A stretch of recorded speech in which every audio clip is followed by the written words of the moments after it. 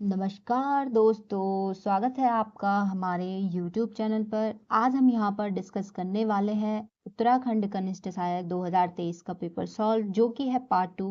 अगर आप लोगों ने पार्ट 1 नहीं देखा तो आप चैनल पर जाकर पार्ट 1 देख सकते हैं।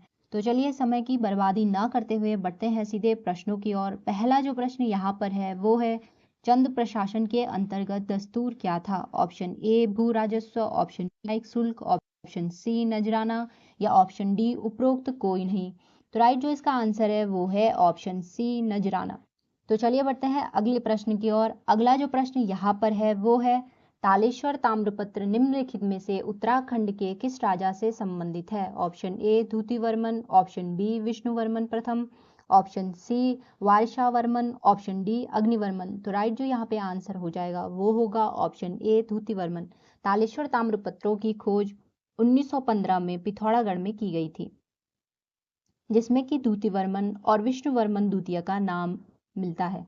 तो चलिए बढ़ते हैं अगले प्रश्न की ओर। अगला प्रश्न यहाँ पर है वो है, निम्नलिखित में से उत्तराखंड के किस राजवंश का वर्णन वेनचांग करता है? Option A Paurava, option B Katyuri, option C Chand या ऑप्शन डी परमार।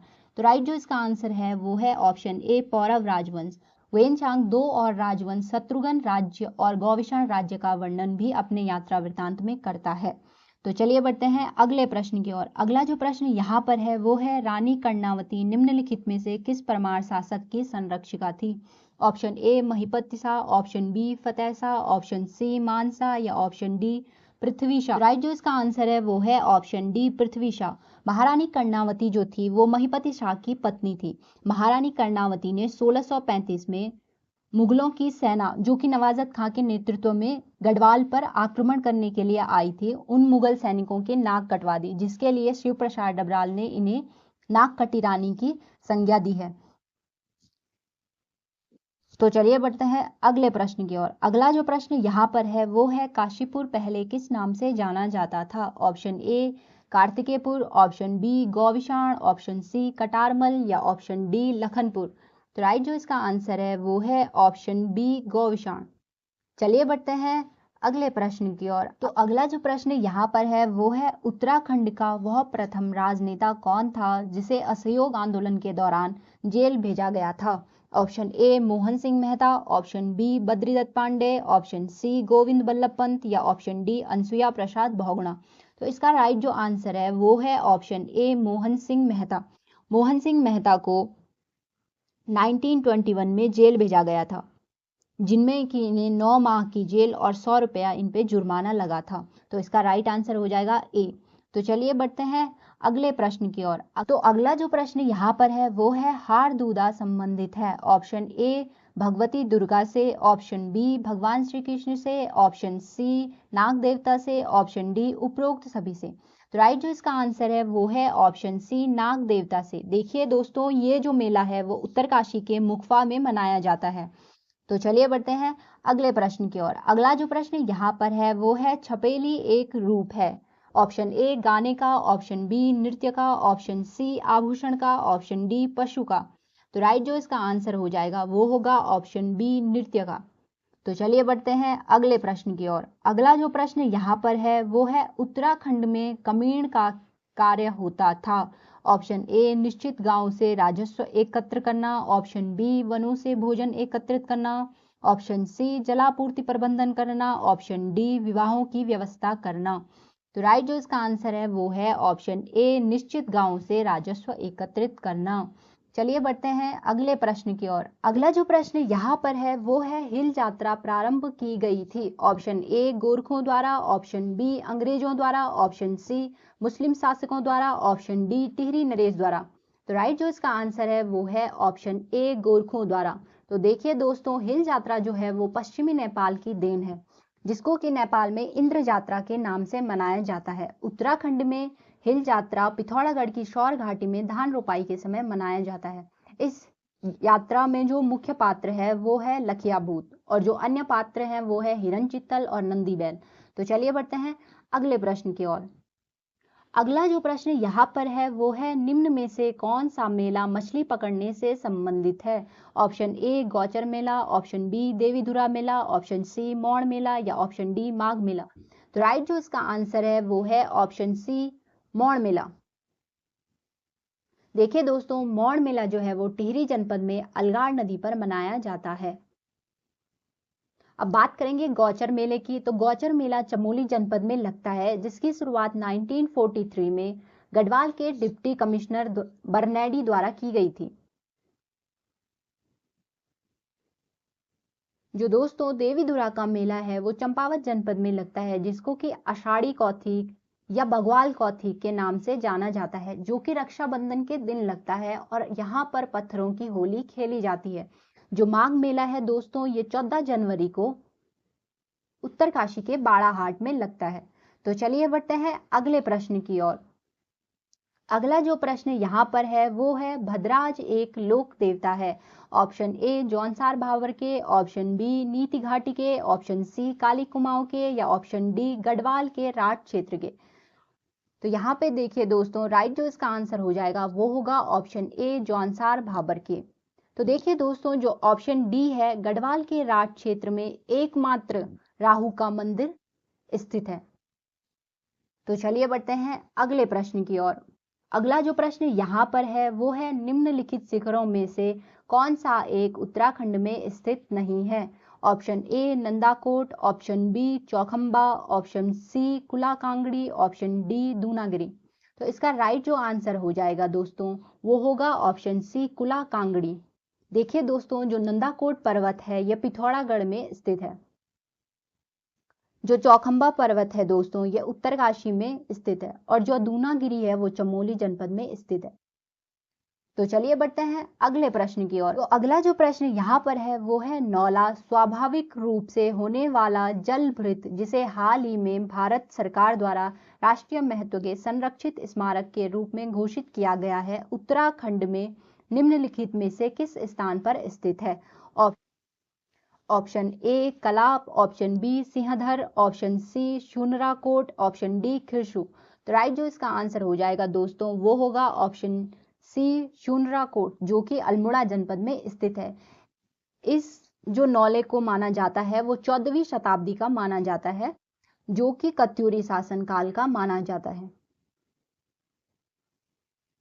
तो चलिए बढ़ते हैं अगले प्रश्न की ओर। अगला जो प्रश्न यहाँ पर है वो है, जमरानी बांध निम्नलिखित में से किस जनपद में स्थित है। Option A Pithoragarh, option B Udham Singh Nagar, option C Dehradun, या ऑप्शन डी नैनीताल।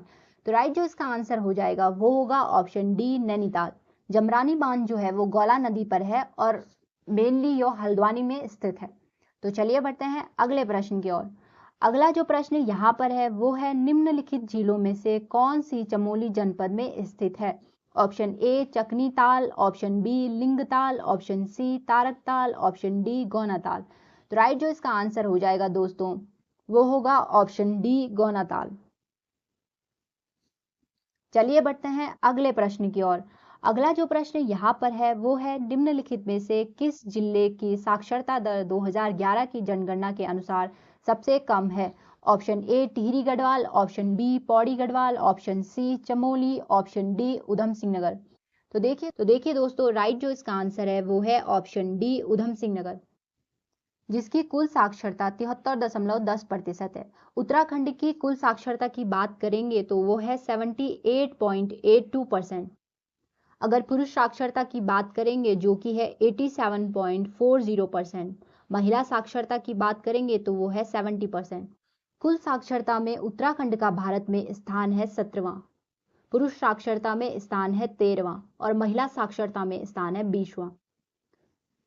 तो चलिए दोस्तों बढ़ते हैं अगले प्रश्न की ओर। अगला जो प्रश्न यहाँ पर है वो है, जनगणना वर्ष 2011 के अनुसार उत्तराखंड में महिला साक्षरता के आधार पर निम्नलिखित जनपदों का सही अवरोही क्रम क्या है। Option A Udham Singh Nagar, Pithoragarh, Rudraprayag, option B Pithoragarh, Rudraprayag, Udham Singh Nagar, option C Udham Singh Nagar, Rudraprayag, Pithoragarh, option D Rudraprayag, Udham Singh Nagar, Pithoragarh. तो देखिए दोस्तों, राइट जो इसका आंसर हो जाएगा वो होगा ऑप्शन बी पिथौरागढ़, रुद्रप्रयाग और उधम सिंह नगर। जो सबसे कम साक्षरता दर है महिलाओं की वो सबसे कम है उत्तरकाशी में। उत्तरकाशी के बाद जो कम है वो है टिहरी में, और टिहरी के बाद है उधम सिंह नगर में। तो महिला जो साक्षरता सबसे अधिक है वो देहरादून में है और इसके बाद महिला साक्षरता जो है वो नैनीताल में है। तो चलिए दोस्तों बढ़ते हैं अगले प्रश्न की ओर। चलिए दोस्तों अगला जो प्रश्न यहाँ पर है वो है निम्नलिखित नदियों में से कौन एक अलकनंदा नदी की बाईं ओर से मिलने वाली सहायक नदी नहीं है। Option A Mandakini, option B Dhauliganga, option C Mandakini या ऑप्शन डी पिंडर। तो राइट जो इसका आंसर है दोस्तों वो है ऑप्शन सी मंदाकिनी। मंदाकिनी और अलकनंदा का संगम होता है रुद्रप्रयाग में। नंदाकिनी और अलकनंदा का संगम होता है नंदप्रयाग में। धौलीगंगा का संगम होता है विष्णुप्रयाग में और पिंडर का संगम होता है कर्णप्रयाग में। तो चलिए दोस्तों बढ़ते हैं अगले प्रश्न की ओर। अगला जो प्रश्न यहाँ पर है वो है आर्थिक सर्वेक्षण 2021-22 के अनुसार 2019-20 में उत्तराखंड की बेरोजगारी दर क्या थी। Option A 6.1%, option B 6.6%, option C 7.1% या ऑप्शन डी 8.2%।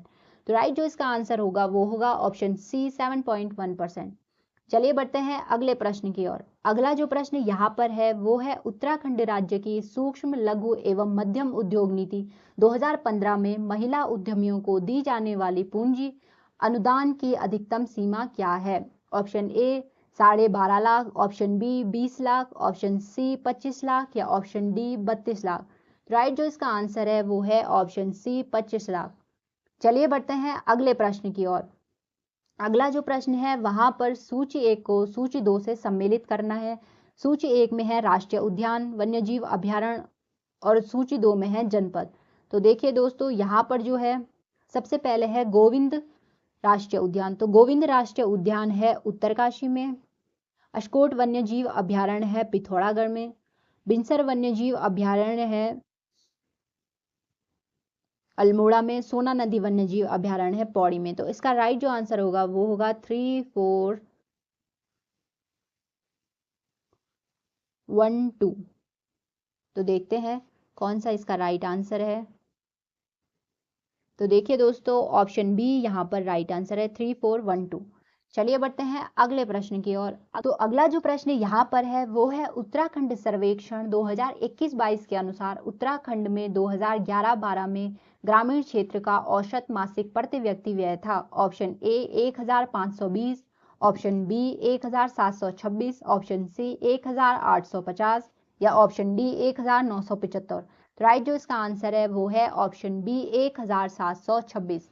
तो चलिए बढ़ते हैं अगले प्रश्न की ओर। अगला जो प्रश्न है वो है उत्तराखंड में वीर चंद्र सिंह गढ़वाली पर्यटन स्वरोजगार योजना कब प्रारंभ की गई। ऑप्शन ए मई 2001, ऑप्शन बी अगस्त 2001, ऑप्शन सी जून 2002 या ऑप्शन डी जून 2006।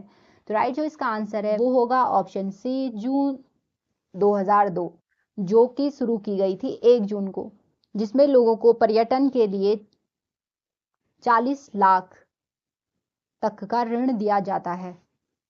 तो चलिए बढ़ते हैं अगले प्रश्न की ओर। अगला जो प्रश्न है वो है उत्तराखंड की अर्थव्यवस्था में वर्ष 2021-22 में तृतीय क्षेत्र का योगदान प्रचलित कीमतों पर प्रतिशत है। Option A 42.92, option B 12.11, option C 44.98, option D 55.52। तो राइट जो इसका आंसर है दोस्तों वो है ऑप्शन ए 42.92। तो चलिए बढ़ते हैं अगले प्रश्न की ओर। अगला जो प्रश्न यहाँ पर है वो है समग्र शिक्षा अभियान योजना किस वर्ष प्रारंभ की गई। Option A 2015-16, option B 2017-18, option C 2018-19 या ऑप्शन डी 2020-21। तो राइट जो इसका आंसर हो जाएगा दोस्तों वो होगा ऑप्शन सी 2018-19। तो चलिए बढ़ते हैं अगले प्रश्न की ओर। अगला जो प्रश्न यहाँ पर है वो है 2020-21 में भारत के बहुआयामी निर्धनता सूचकांक 2021 में उत्तराखंड राज्य का क्या रैंक था। Option A 3, option B 5, option C 15, option D 26। Right जो इसका आंसर हो जाएगा दोस्तों वो है ऑप्शन सी 15। तो दोस्तों ये थे आज के प्रश्न। आई होप वीडियो आप लोगों के लिए यूजफुल हो। मिलते हैं आपको अगली वीडियो में, तब तक के लिए धन्यवाद।